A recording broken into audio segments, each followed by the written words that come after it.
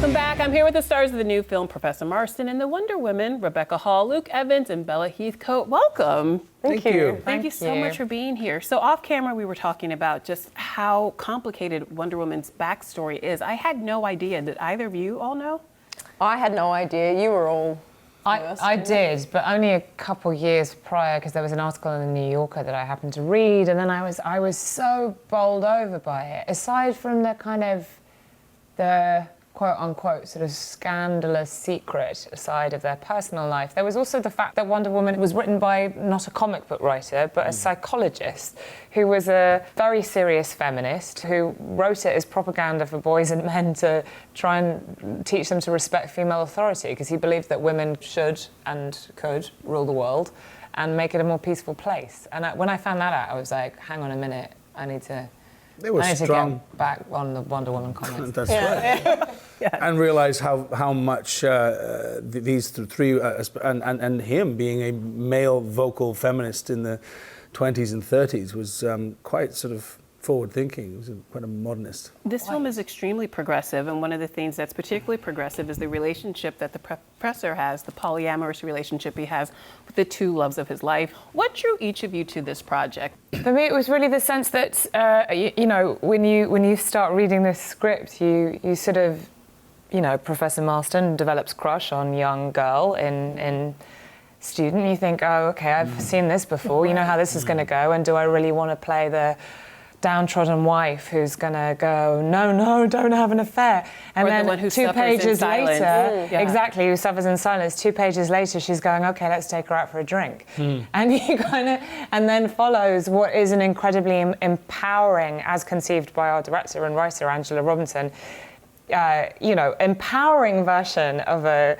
untraditional love story where the women are consenting, and it's discussed about how consenting they are, and they're bold and they're brave and they're very radical. And Bella, your character could have easily been a stereotypical damsel in distress, and we see her journey from sort of wide-eyed ingenue to a woman who ultimately possesses a lot of the power in the relationship. Yeah, I mean, that's what, you know, just blew me away when I read the script, and what I loved about Olive, this girl who's somewhat naive and unsure of herself, who's raised by nuns, even though she's, you know, the daughter of a staunch feminist, and then this journey that she goes on to become really sure of herself and know what she wants and sacrifice to get it, and this kind of journey of female empowerment, you know, it was amazing. Clearly, one of my favorite lines, like, your character is related to two of the most famous feminists, and she's raised by nuns. That's great, by the way.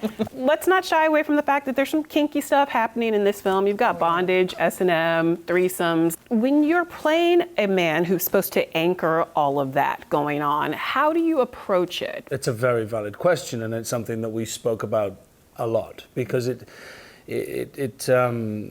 this is the slightly speculative interpretational part of their relationship, which we've represented in the film, but it was something that he was very aware of his theory, which was dominance, inducement, submission, and compliance, which he believed these 4 categories of emotion would interplay in almost every social situation in life.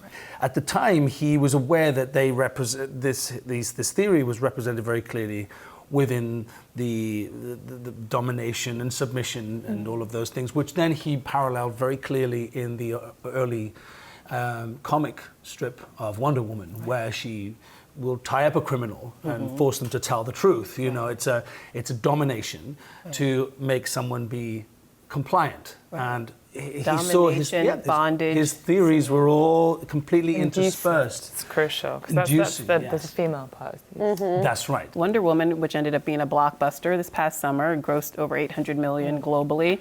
That was a struggle to get it to the screen. Why do you think people have been reluctant to embrace Wonder Woman on the big screen? What is it about her that seems to... It's hard to think of any other reason, it is significant that she was conceived as a peacekeeper, you know, and this is something that I think is maybe, you know, made her kind of sort of slightly controversial and strange in the beginning, is that she's not a kind of, she was never conceived as a sort of like go into battle and attack sort of character. She was there to destroy war. Right. because that is as a sort of feminine role was like to end all wars ever and no more violence and no more, and that is her sort of symbolic truth.